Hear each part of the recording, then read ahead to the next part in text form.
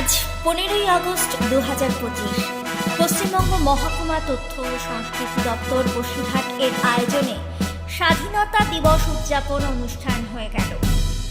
সহযোগিতায় ছিলেন মহকুমা প্রশাসন, বসিরহাট, উত্তর চব্বিশ পরগনা।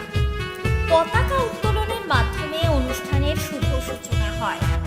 এরপর শহীদ বেদিতে মাল্যদান ও পুষ্পদানের মাধ্যমে বিশিষ্ট ব্যক্তিগণ তাদের শ্রদ্ধা নিবেদন করেন দেশমাতৃকার চরণে।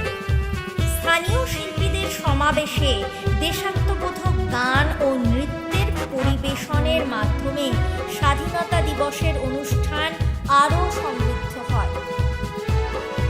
এছাড়াও ছিল ভাষণ।